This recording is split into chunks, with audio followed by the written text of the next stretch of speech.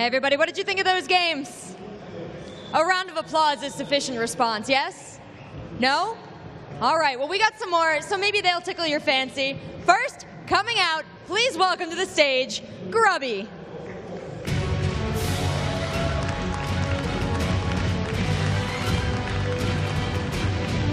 After those matches against Stefano, do you think you're a little more prepared to face this next Zerg? I think TLO, he may not be as good as Stefano, but he's very good at what he does himself. He has special styles, and he's like the White Ra of Zerg. So I think he's strong, and I will do my best. And have you done your homework? Well, we met a lot on ladder, but I guess it would be a mistake to assume that he's going to play the same, so I just take care of everything.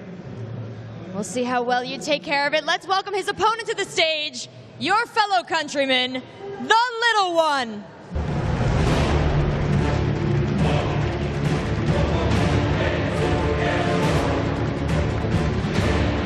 Are you prepared to face this man here on my left? I hope so. Well, you seem in good spirits. Have you been watching his games like he's been watching yours? Yeah, I was watching him against Stefano, and I hope I can learn some from Stefano in his games to defeat Grubby. All right, we'll see how it goes. Gentlemen, please shake hands. Good luck. Back to our analyst desk with Jurosar, Tarsum, and oh, is that still all them right there in QXC? I sure hope so. Almost, but not quite. We are joined here by Todd, ladies and gentlemen, at the analysis desk for this next match. It's going to be another pretty exciting one between two fan favorites, Grubby and TLO, but both of them are in precarious positions in their groups at the moment. They're currently at 0-2 and really need to step it up a gear in order to advance. It's basically a must-win. Yeah, pretty much. And we've seen Grubby against Zerg just now. He actually looked pretty good, I thought. He had a chance at winning both of the games that he lost. I feel in the first game, if he had a closer proxy pylon and if he had never left the natural of Stefano, this might have gone through.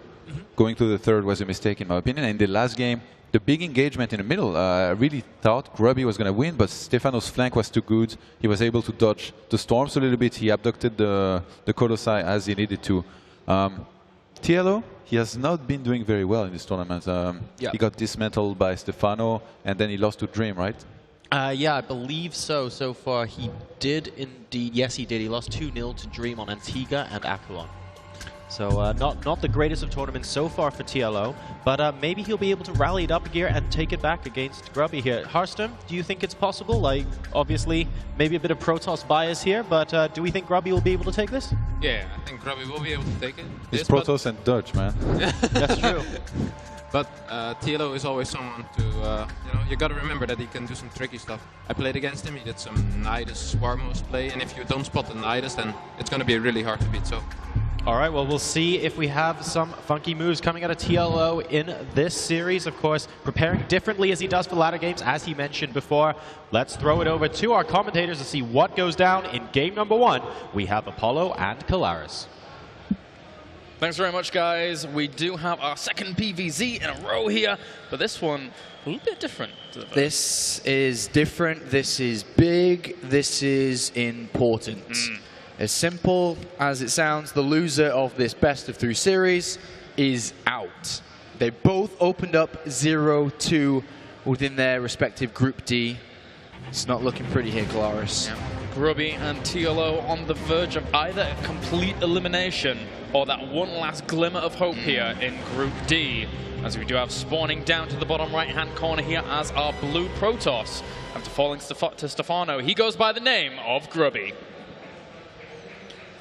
And spawning down to the bottom left-hand corner here as our red Zerg. He's none other than Liquid's TLO. Let's see if TLO can gather all his strength, all his power to overcome Grubby. Of course, TLO opened up against Stefano 0-2. Dream 0-2. Grubby, on the other hand, has played probably the two hardest opponents that he could have in his group. MVP game 1. Of course, Grubby lost that game. And then Stefano. So now it's the time to see, who's going to do this. Remember, whoever wins this game, they're not through, but they need to win every game that follows them. If you look at who they played already, TLO hasn't even begun the difficult path of playing against MVP. Yeah. Which Grubby already has done. So, if, you know, there's different ways to look at it. But before we get into this game, of course, a massive thanks to the sponsors, to Intel, and of course, this HD stream that you're watching is powered by BenQ. And then there's one little other thing, Claris, that Canadian. That Canadian. That drunken Canadian in the background that's doing the observing. Of course, Adabisi is here in Germany, in Hanover, doing the observing for us at this tournament. He's all about that. As for now, we do have Mr. Grubby now moving on out here with the probe, having a little bit of a look around. Spawning pool goes down in an interesting location, actually, here for TLO, to kick things off. Yeah, interesting location. You know, it's not so much something that will... hold that thought, though. Ooh. Oh, my gosh. Oh.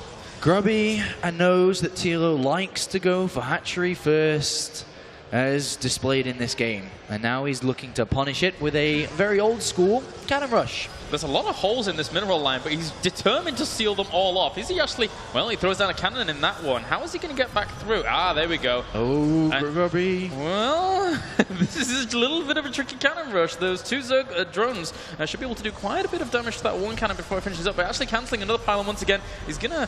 Well, that's... everything's being cancelled. What's going on? It's a win situation here for Grubby. He's going to get these down. And where is he? He's just going to go expand to here, but Grubby's already ready and waiting. Successful cannon rush is successful. Good God. Well, yeah, pylons and cannons not doing too badly for them. A lot of cancellations, so that does cost him a little bit of minerals, but for the most part, he just wants to deny his opponent from mining for as long as possible. So. And he does manage to squeeze down a hatchery in this top left here. Grubby, Nexus down, Gateway down as well. But a solid opening here from Grubby, really annoying TLO here.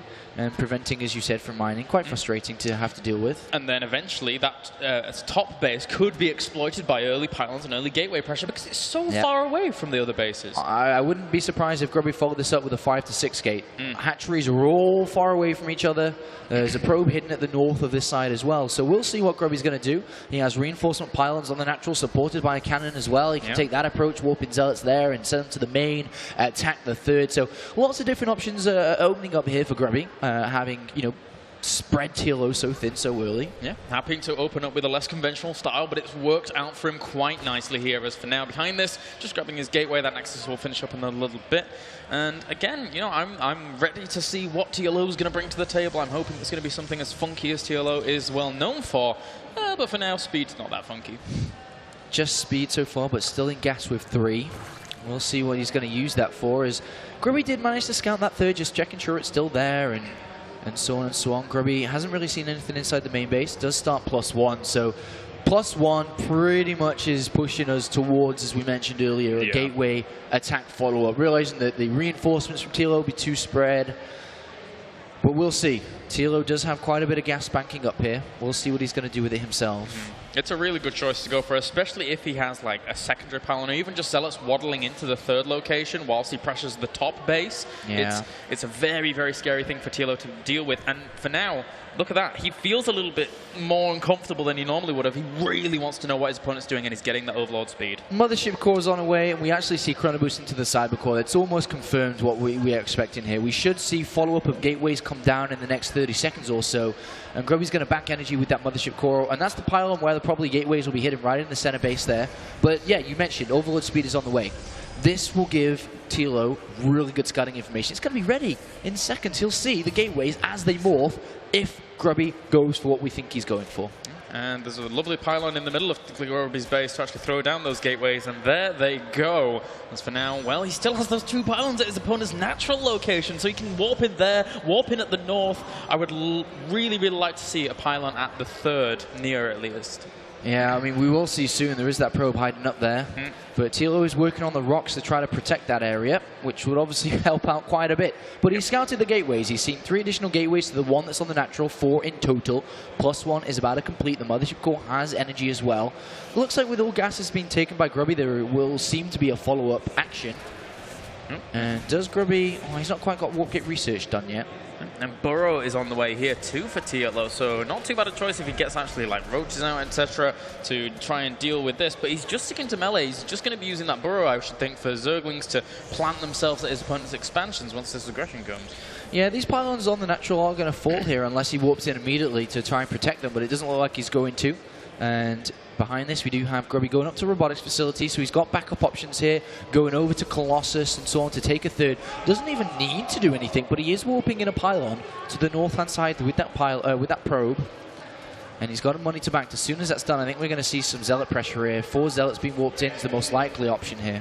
Could be indeed, as for now the Overlord does end up dying off, but sees what it needs to see. Lovely little physics there. As for now, the 4 Zealots are on the way. I was going to say maybe those would break off, but no, that Zergling doesn't really have too much DPS to actually trap those Zealots under the rocks for now. There's a lot of Lings out, though, so with the Queen there, these Zealots are going to get cleaned up relatively easily. Yep, the Zealots trying to do their best here, but he needs to go and try and save his pylon, but I mean, there's just too many Zerglings at this point. They're all going to fall, the Zealots. Well, 4 Zealots clean up the Zerglings for now. Oh, burrowed. And the thing is, if TLO kills those rocks, this makes it a lot harder for Grubby to do anything here. Yeah. Grubby seems to be waiting for 8 Zealots. But that means he's going to have a lot of gas backed up, so I'm not sure if it's smart to warp in 4 more Zealots. There they are actually being warped in, so 8 Zealots in total. Well, it is going to be a little bit more difficult to deal with, but we do have that +1 melee attack on the way here, Queen protection and more Lings on the way. And for now, Grubby gets pinned in at the watchtower, but he is actually going to push on in here. Baneling Nest has been started as well by TLO, so really trying to ramp up a little bit of a defense to deal with this, whilst Hallucinated Phoenixes spot pretty much everything that his opponent's doing. Those Zealots, that's pretty good amount of Zealots there against those Zerglings. Good amount of Zealots, but good amount of Lings as well. And with their +1 attack, they're making short work of those Zealots, and they do die off relatively fast. And this is a bit, you know, I wonder if Grubby should have gone for this, but he's definitely going to continue through with 4 Zealots, the Mothership Core now ready to go. He should be warping in more units, and the pressure's going to continue. The rocks have not been destroyed here, very surprisingly from TLO, that would break this away. A Spore Crawler will aid against the Mothership Core. Baneling's choice of defense here by TLO. We're not going to get spotted quite fast. If Grubby gets pushed back, I'm kind of scared as to what happened with those rocks, but I don't think it's actually going to occur. The Banelings trying to morph in as best they can do. Zerglings flooding on in as well. There's only really Zealots left with all of this, and the Banelings should be able to connect with quite a lot of them, cleaning it up nicely. Yeah, nice cleanup there by TLO, and Grubby backs off and warps in sentries at home to spend that gas that he backed up through using the majority of Zealots that he kept morphing. And third base is going to be taken here. Little does he know that there seems to be a bit of creep in the way. It's going to have to take a little bit of time to clear that up, but the first Colossus does move on out as the Zerglings try and clean up the pylons to the north, which is always so pesky, but now TLO has free reign over his side of the map. Free reign does TLO have, and there's Spire on the way. I wonder if he's going to go Corruptors from this position. Because I think that the way that he's tech so fast with upgrades, he will have to follow this up with an Infestation pick quite fast. So I'm expecting Corruptors and expecting a big timing from TLO because he's playing a pretty good game. You know, he's deflected the attack early on. He's got a good drone count now. He's got a good unit count. One I think we'll see from TLO is Corruptors. And from the Corruptors, he'll look for a big attack onto that third base. Because if he can annihilate the Colossus with Corruptors that he saves at Gasfall now, and then swarms in with Zerglings and Banelings, I think he can do himself a nice attack here, and that Spire hasn't been scouted yet. Yeah, it's in a very interesting position, actually, there. You wouldn't expect one to really go down in that location, maybe more in the main, the natural, somewhere that's a bit more easier to defend. But for TLO, he's so mobile on the map right now. He should be able to fend this off eventually, but actually he doesn't have that many units against these 2 Colossi actually moving out. It's going to be Mutalists, though. They're going to be a little bit weaker as soon as they pop here, of course, because there are a lot of Stalkers and Sentries. But we'll see. The Ling upgrades are fantastic. He's going to have to come in with a good surround to utilize these Ling upgrades, setting up the flank already. The Mothership Core's with this army. So, of course, like mentioned earlier, if anything goes wrong, he can immediately back out. Good free kills there from TLO. Well, here comes the counter. If your Colossi are going to die to Lings, you know you're going to have a bad time. That one goes down. For now, he still pushes into the third as well here. The Mutalist is going to pop in just a little bit, but he's actually going to lose his third behind this. And he has to find that the Spire is there. He has to kill that off at this point, I feel. Yeah, he'll definitely kill it off. And that's going to limit the Mutalist count here to a very low amount, if he spots it, that is. He might just back off after the layer. He may not go down and check. Oh, well, I think he already realized. Yeah, well, he's backing off for now. The Mutalists are on the way, and those Zerglings are coming on in, but he's actually warping in a good amount of reinforcements here. Wants to stick around for just a little bit longer to actually try and shut that Spire down, whilst the Mutalists and Zerglings do pose kind of a threat. Needs force field. Target down the Colossus. Oh, will he be able to bring one down? Yes, he does. The second one, though, not going to go down just yet, but it will actually fall, thanks to the fact that the Stalkers can't actually really get in a spot to reinforce. Nor would they have been able to really stop those Mutalists anyway if he'd have just continued. Oh, the pylon doesn't go down in time, and Grubby gets in a good amount of Stalkers. 5 more Stalkers get warped in. Nice amount of links coming in. Remember the link upgrades here? Quite important in these fights, but the Colossus 4 link is going to be a problem for Grubby, and he's fallen back. He has to fall back. He died of links. And very much so. I mean, he now needs to start his layer before he can get Aspire again as well, after morphing it in at that, well, pseudo second, third location, whatever you want to call it. But that's a big blow to TLO there in terms of his tech. All he can make for now is Zerglings. Yeah, only Zerglings, but he does have quite a few Mulas still out on the map here. 18. So if they target down Colossus, they're going to effectively be the same as Corruptors are used normally. And then the Lings can run havoc here and delay this third from being placed down, or what he thinks a third being placed down, as we can see it on the minimap in the top right. Yeah, so now Zergling's just chilling out there. Mutalisks looking to try and go for some aggression elsewhere, but Blink is on the way, as well as more weapon upgrades in the form of +3 here, whilst +1 is on the way for the missile attacks. Actually, for TLO, missile attacks. Yeah, missile attacks, he's going to switch over to Roach Hydra shortly and in Swarm Host. Definitely here. I mean, he can't really upgrade anything else. His Lings are up 2-2 anyway, right? So he might as well. But so far here for Grubby, he has managed to get himself up a third base to the top right, which TLO hasn't seen yet, but is about to discover. Yeah, actually, that's really good utilization. Whoa, 2 Spires after going down, as well as Infestation Pit. He's looking to transition onto Hive very, very quickly with those double upgrades, but it looks like he can put on the pressure here with all those cannons finishing up, but not in time. That pylon going down would mean no power for them whatsoever, but the force fields are able to save the base. Grubby saves his base indeed. He keeps mining from that location, which is incredibly important for him. But with double Spire on the way, lots and lots and lots of Mutalisk upgrades are going to come out. Yep. As well as a Greater Spire can easily start as well from one of them. Scary little proposition that Grubby does have to face, as for now he's sharking around trying to establish these bases as best he can do, but the Mutalisks and Zerglings always stretching Grubby so thin, and it can be really, really hard to hold this base up to the north as a Protoss when you're actually trying to combat this mobile army. This game has been quite a weird game, to be honest here, but TLO with good harassment on there, trying to get in with Lings as well in the natural. Spires are about to complete here shortly. What are we going to see from this Infestation Pit? Does he just go straight to Hive? Does he go Locust as well in this, or Swarm Host, should I say, with their Locust from this? He's got a lot of money in the bank, and he immediately starts the Hive, so still going to have a lot of money in the bank. If he goes double upgrades and then builds a lot of Mulis, wow. Oh, wow. That's a lot of Mulis, man. That's with only Stalkers as defense at the moment. I don't even think Grubby's expecting this. There's gonna be more Mulis than there are Stalkers in this game. They're gonna have great upgrades eventually, but before they do have those 1/1 upgrades, Stalkers do still have +3, remember? Yeah. But there's no Storm and there's no Phoenixes. Very, very scary here for Grubby to actually deal with if he's not scouting out fully. I'm surprised. Yeah, he's got no idea. Yeah, I'm surprised there aren't more hallucinated Phoenix actually flying around here for Grubby, as he was keeping really, really good tabs on Stefano. Not necessarily on TLO here, though, but now one Stalker moves into the fray and sees an entire fleet, an entire gaggle of these Mutalisks, however you want to call the plural, and he's just actually going to engage a few Stalkers. Don't think he wants to take too many trades, though. Well, there's quite a few Stalkers here, but once the Colossus falls down, the Lings are going to get in there with the 2/2 upgrades. Good force fields by Grubby. But like I said, the Mulis are high, but they don't have upgrades right now.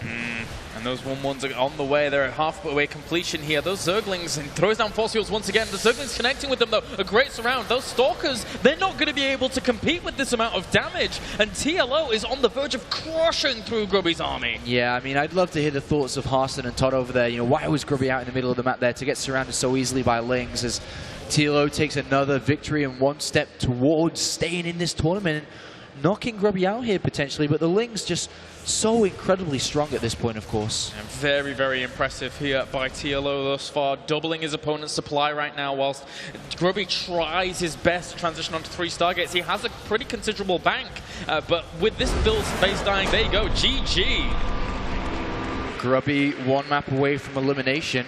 TLO 1 map away from keeping his tournament dreams alive here. Yeah.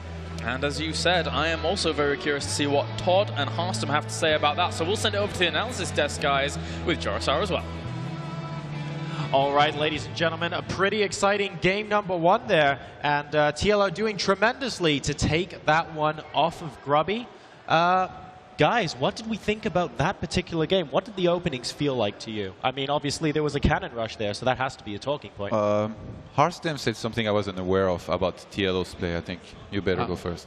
Yeah, TLO, on ladder at least, has been almost exclusively opening hatch first, or double hatch before a pool, if he didn't see an early scout at all. So if you didn't see an early scout, like Grubby built a 9 pylon at his ramp, and then built a forge at 13, then went for the scout. TLO figured, no 9 scout. This is going to be a blind nexus first at 16. And he wanted to go into double hedge before pool. Yep. Grubby actually tried. He did metagame this and went for the cannon rush. Yeah, and I liked how you immediately figured. You saw the force going down at 13, you saw that he didn't scout, and you were like, this is cannon rush. And I was like, no, it doesn't have to be. And we were like, yes. And then it was a cannon rush. So, yeah, nicely done. Behind this, it was a little bit of a weird situation because, as you mentioned, Jorsar, TLO was forced to take bases that were very far apart. Yep. And Grubby tried to exploit that, but TLO had the great defense with the Zerglings. Yeah, that's a great point, actually. I mean, the cannon rush, okay, he put down a couple more buildings than he otherwise would have liked to. Wasn't a complete, wasn't intact behind the mineral line, but he got the cannon rush. He got what he went there for, which was to get the hatchery cancelled. Then the bases were very far apart, and it became a situation where it was up to Grubby to try and punish that, to abuse the fact that like queens can't travel between bases very quickly, that units produced at one have to run over to the other and stuff like that. But we didn't really see too much successful harassment from Grubby. Yeah. He was trying to warp as many units as he could, but he got overwhelmed by Zerglings. TLO was able to sit early enough that he didn't overdrone, he just made units. And with good injects, he was able to get enough units. Yeah, and also with the Overlord speed, he was able to see basically everything. I think Grubby actually wanted to go for a bigger gateway timing, but he only built 4 after he did see the Overlord speed. Well, let's hop into this replay here, guys. If we quickly slow this down, there we go. This is around the 14-minute and 30-second mark, a pretty pivotal moment in the game. Yeah, we should do a little recap exactly of what happened. I don't know why, but TLO, he chose to make his lair here in the middle of the map, which was the weakest base. I mean, if he's going to get attacked, it's always going to be here. So that was not a very good choice. And he put his spire here. I really feel he wanted to hide it, and that was the last place that Grubby would scout. And we saw that the observer went all the way from the main into the natural and didn't see the spire. So Grubby at this point, he wasn't aware there was a spire take out of TLO. But in the end, he just attacked here. And this is such a weird situation because TLO is counter-attacking with Zergling. He's just going to snipe this third base of Grubby. Grubby, he knows this is gone. He's going to try to do as much damage as possible, but he doesn't even have his mothership core here to be able to recall behind this. And now we are finally going to have Mutas on the way.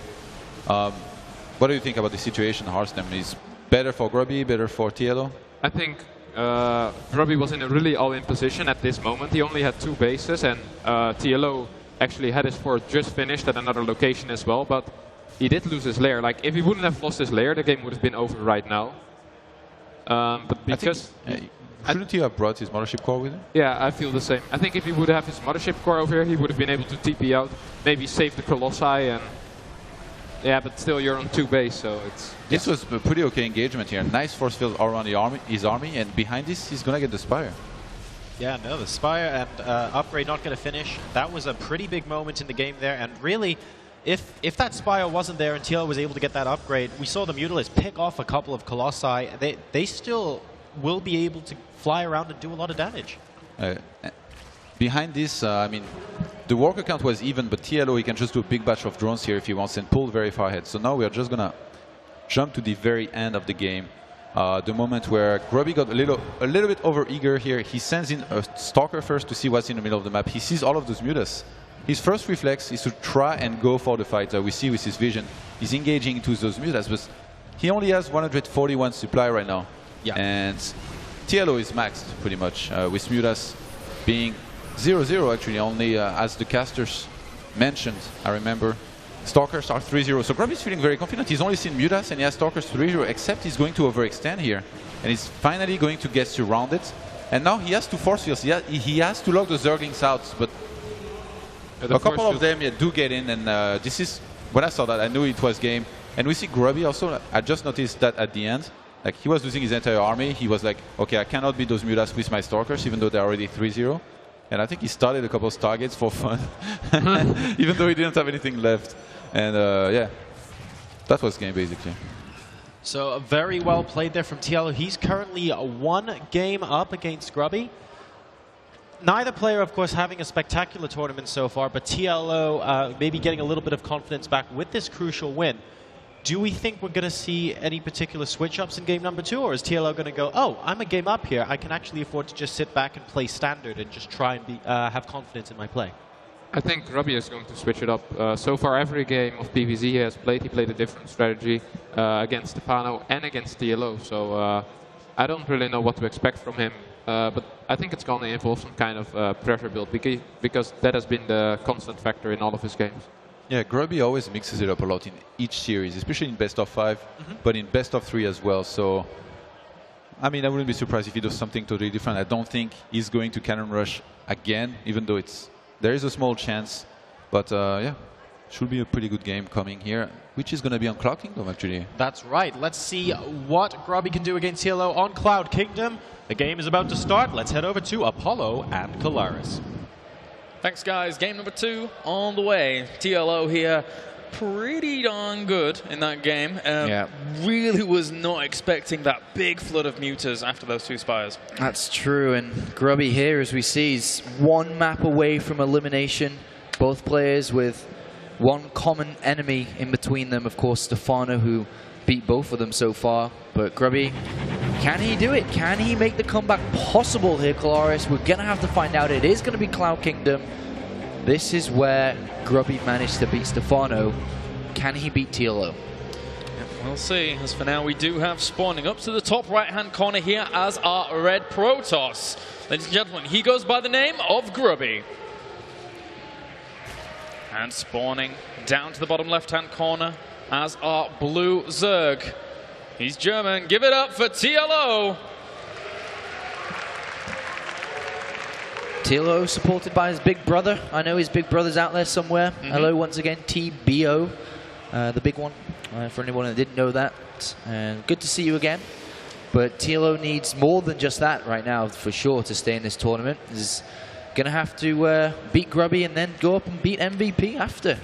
Yep. It's not going to be easy at all. Not going to be easy at all, but it all starts somewhere, and it seems like it's going to be starting on Cloud Kingdom if he's able to beat Grubby here. But likewise, what will Grubby do? I think Todd and Carsten bring up good points that Grubby changes from game to game. It's one of his strengths, actually, as a player when it comes to best of 3, best of 5s, best of 7s, is he changes every game. And when I say that is, doesn't change like mentally or anything, he just changes his strategy to keep him away from being predictable, from being exploited. And it makes him a very dangerous opponent. For example, Stefano game 1.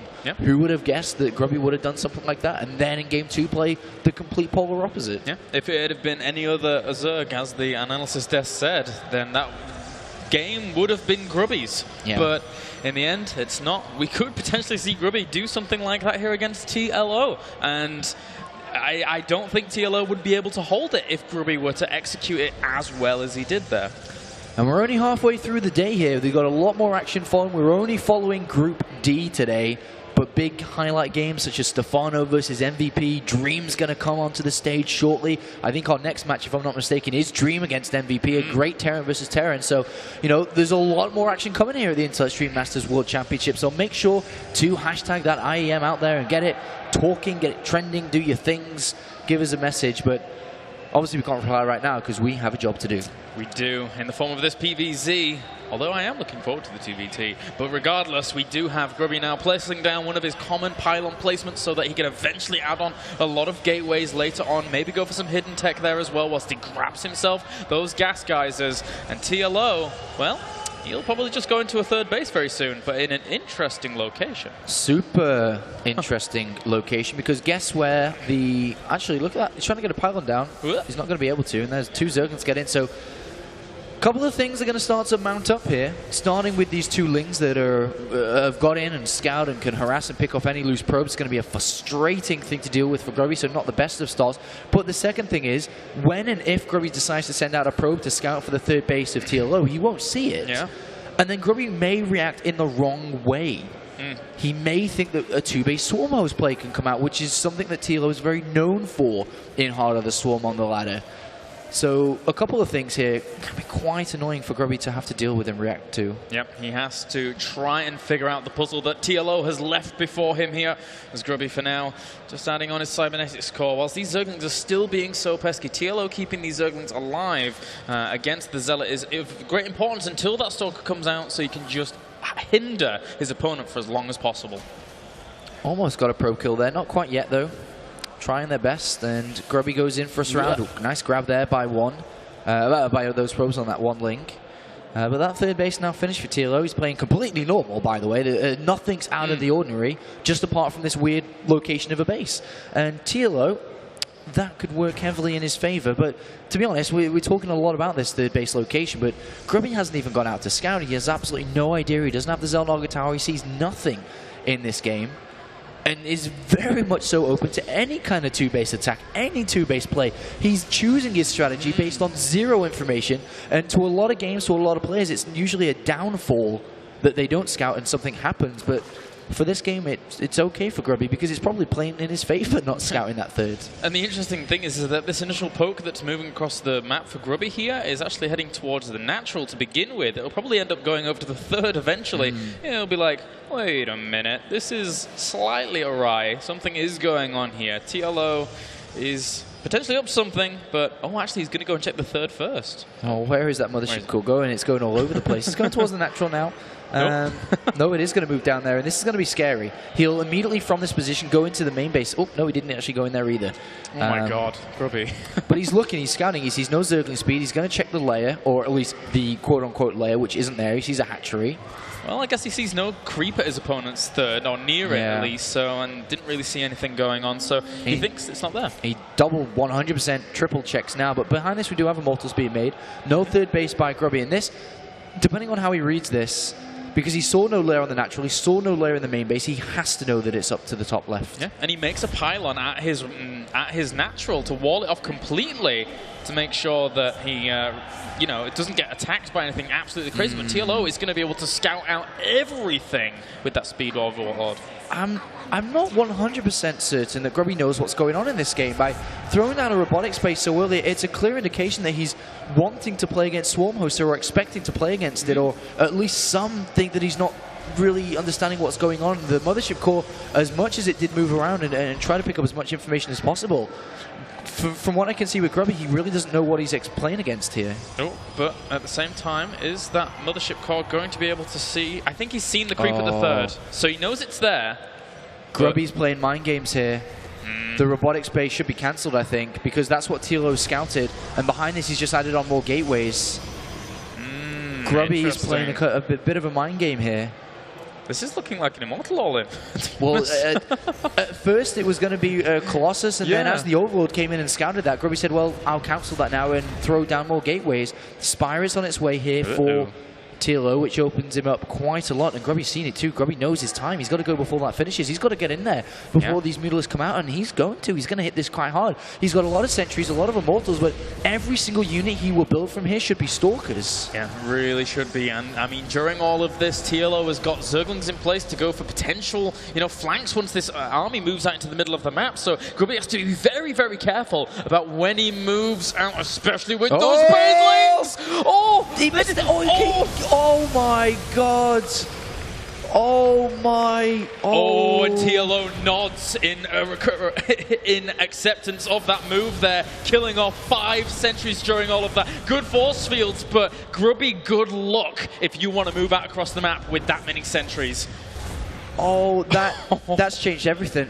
Grubby has almost lost this game. That move was game-winning by TLO, and as you said, with his nod, he knows that was. Grubby can't move across the map now without getting surrounded. He's got no sentries. These Lings will kill him, so he's got to stay in a tight location. He has a couple of force fields available here, but... But the Immortals get completely surrounded along with the sentries as well. No force fields go down at all, as Grubby sacrifices a good portion of his army there. He didn't have force fields. I saw the sentries and expected them to be new ones, and now with 10 Mutalisks on the way, remember the first sentence I said when that was scouted. Grubby needs to go before that completes. He hasn't gone. He's lost his sentries.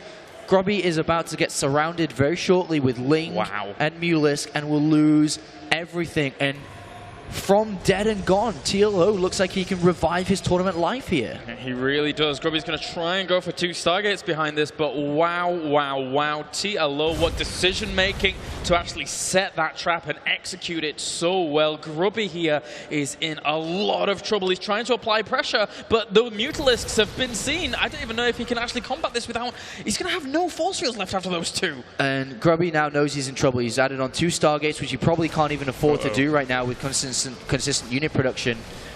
He's in trouble. Grubby knows he's in trouble. It was shown when he hit into those Bailey mines.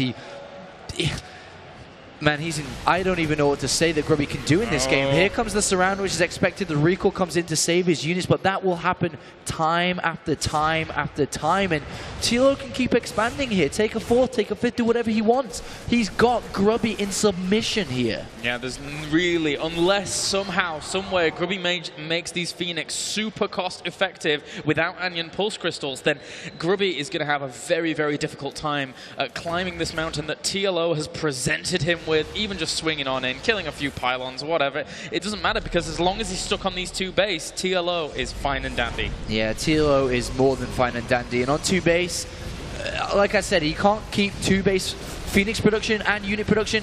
One side he's going to lack, whether it be Phoenixes or ground units. And at the end of the day, Grubby will fall to one or the other, whether that be too many Mulas or too many Lynx here.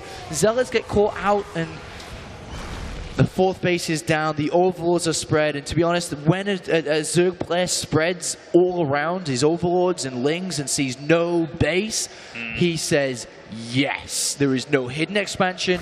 He is 100% on 2 bases. I'm so far ahead, and TLO is looking to close this up. And Grubby just shook his head there. I'm assuming in disappointment, as for now he is so far behind. It would take an absolute miracle here for Grubby to pull this off. It's as simple as that. It's so one-sided that TLO has got this game in his pocket. Corruptors are coming out, which will mean the Phoenixes can't get to the Mutalisk. They're going to have to go for the Corruptors first, which they obviously can't. And Stalkers are going to have to help out, which means they aren't attacking ground units. TLO is looking to just confirm that he has another chance. He has a chance to continue in this tournament. He will have to go on to win more and more games. But now the Phoenixes see the Corruptors. Grubby realizes he's in trouble. He's going for 1 swift attack. 1 attack can possibly, very unlikely though, give Grubby a 1-1 score here to go to a 3rd game, but the likelihood of that is next to impossible. And TLO's army is just so strong here. Grubby really doesn't have that much space control. 2 sentries in this entire army. Is he bringing his Mothership Core as well with him? I think, no, he is actually not here. The Mothership Core is somewhere else, whilst the Phoenix is still killing off Overlords. Yeah. So he does supply block his opponent, but don't think it's going to be enough.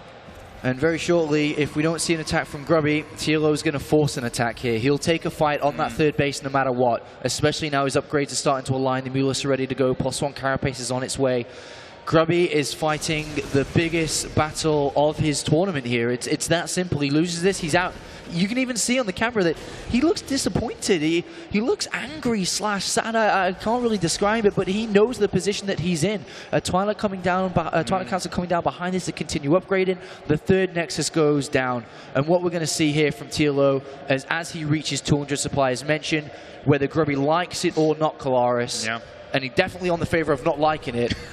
There's going to be a fight, and he's going to have to take it. And even during all of this, TLO can quite easily expand up to the top left. He's going to go for maybe a top bottom right as well. Get this base, any base he wants, to the point where he has such a phenomenal bank that even if Grubby somehow, some way amasses an army in the form of Void Rays apparently, then he can still just remax behind it so fast. The Void Rays are looking just to try to counter the Corruptors, but there's too many for sure. And here comes the push from TLO at 200 supply, looking to win the game here. Grubby is going to try and defend this as much as he can. He knows it's coming. As soon as he put that Nexus down, he knew that this would happen. And now he's going to have to deal with it. Here comes the setup from TLO. Army in the north, army in the center, here it comes. Looks like he's going to push in from every single side, trying to find a good spot to engage into. The force fields go down, limiting the Zerglings from actually getting it on him, but it doesn't matter, he's just going to focus down the 3rd. He's happy to kill that, and then from that point on, corruption goes down on every single ground unit. Bailings don't have centrifugal hooks, but it doesn't really matter at this point. This entire army just pushing him back. So many Corruptors just chasing down the Phoenixes. The Mothership Core will fall as well. Grubby is in trouble. Photon Overcharge is activated in the last possible moment. The Mutalisk, the Lings, the Banelings, the units on the production tab, the upgrades are swarming in, and Grubby is facing elimination, seconds away from being kicked out of this tournament, whether he likes it or not. Yeah, TLO doubling Grubby's supply right now. The Lings are connecting with the Immortals. He even lifts an Immortal to try and save it, but it's not going to be enough. He lifts all his units. There you go. GG.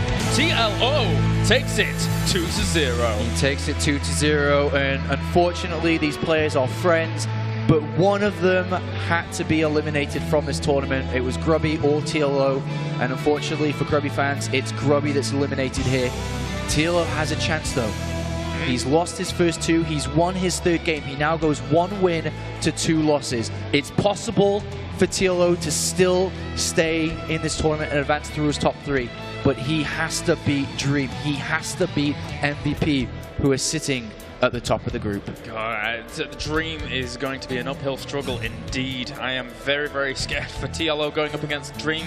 But that is going to do it for that series, guys. We're going to hand it over to our analysis desk with Todd, Harstam, and Jorasar. Thank you very much, Kalaris. And TLO completes a 2-0 victory over Grubby there. Grubby, possibly one of the non-Korean players here who may have practiced Heart of the Swarm a lot more than most. TLO, though, of course, obviously getting a lot of practice in as well, and it really showed through there. Yeah, I feel like Grubby actually was in a pretty decent position until the Baneling bombs. Well, before we get to that, actually, let's talk about the very beginning of the game. TLO, of course, took that really interesting third base location. That's purely, is it purely because he just wanted to make sure Grubby scouted that base quite late? Is there another strategic reason behind that, or is it really just that cut and dry? Well, it's just purely so he doesn't scout it. I don't think it's better to hold all-ins. Actually, I think it's way worse to hold all-ins on that base. You're a little bit more spread out, and you don't have any presence on the right side of the map at all. And Todd was also mentioning as well, in fact, actually, we're going to come back to that other point in just a moment, because it looks like TLO is ready for an interview on the main stage with Rachel. Take it away. Thanks so much, guys. I'm here with TLO, and as the analysts were asking, what was the purpose behind hiding your third base up at the left there? Well, basically, I played Grubby a lot of times lately, and I had the 2-base swarm host aggression planned earlier, and he defeated it. So I wanted to make it look like I'm doing that again and give him some false sense of security. I don't know when he scouted the third, I think it was a little bit later.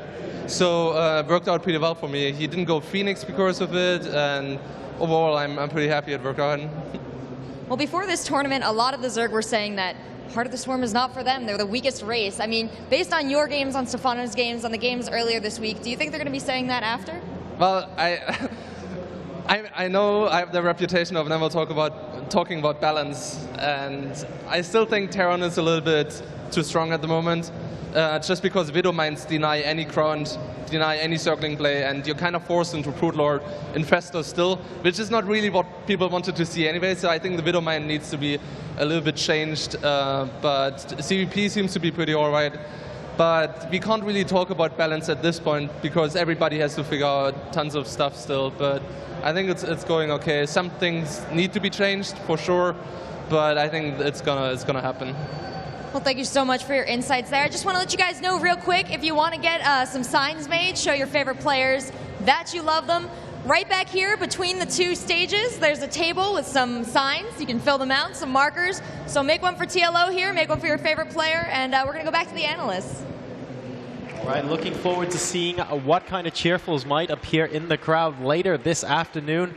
For now, though, getting back to where we were in that game, Todd, you actually made a really good point still towards the start of the game where TLO used the Overlord speed really, really well. He scouted the Robotics Bay, and as soon as that Robotics Bay got scouted, we didn't see any Colossi pop out from Grubby.